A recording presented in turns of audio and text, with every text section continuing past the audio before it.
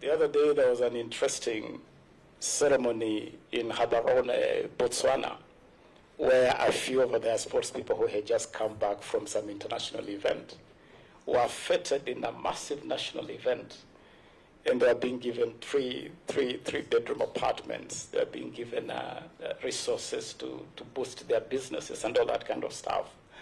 I believe that we can do more in motivating our sports people. But for me, what is more important is to provide an avenue where our sports people and our artists can comfortably live from the sweat of their brow, and providing that legislative and policy framework for them to do that, and make it really proud for them to represent Kenya, to be proud to represent their country. Mheshimiwa Hamisi, we will go to Matisi with you, Mheshimiwa Hamisi, to make sure that we start demonstrating in a very clear way that we need to pay attention to grassroots talent development. And if you look at many countries that have grown exponentially in this space, they just get the basics right. And if you go back in the history of this country, when we did very well in sports like hockey, at one time Kenya used to be represented at the Olympics in hockey. Kenya used to be a powerhouse in boxing. Kenya used to be a powerhouse in cricket. These sports are no longer anywhere on the horizon. We just got the basics right. I remember when I was in high school at Kolanya, hockey was a big thing in Kisumu City. Big thing, and some of the best players playing for the Kenya national team in hockey were from Kisumu. We are not just paying attention to the breeding grounds of sports and talent. And I can tell you, if Ferdinando Manyala had not happened on us, we would never have imagined that we can actually crack the short distance space. Angela Okutoi is now winning tennis games at the very top level.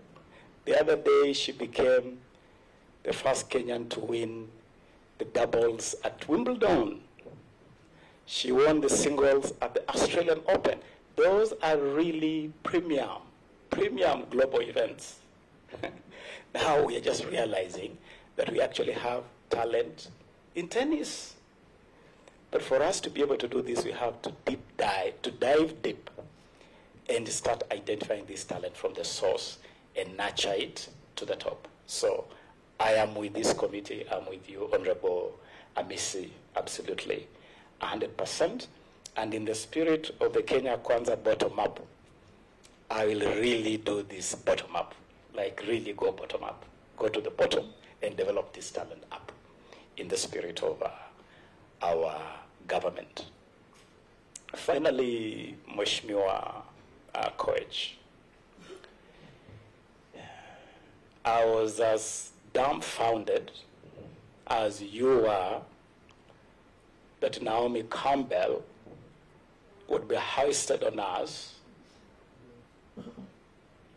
as some kind of emblem or symbol of Kenyanness. Because if you needed a lady with a global image, we have Lupita Nyong'o, who is an Oscar winner, no less. We could have used Lupita if you wanted someone in that space. But Eliud Kipchoge is something of, it's a global rarity. It's a global rarity. I think it's one of those people that happen once in a generation. We haven't deployed him sufficiently. And so I agree with you, Honorable Koech, that we need to do more. What I can assure you is that I want to work with the Ministry of Foreign Affairs, space that I'm very familiar with, to make sure that sports diplomacy is exploited fully, and that brand Kenya can actually ride on the sporting prowess and the artistic prowess of this country. We want to see many more Lupita Nyong'os on the global stage. We want to see many more Eliud Kipchoges. We want definitely to see more Victor Wanyamas on the stage. Thank you. You have answered all of them. Mr. Chairman, there was just the issue of corruption. Definitely carry with me to the ministry.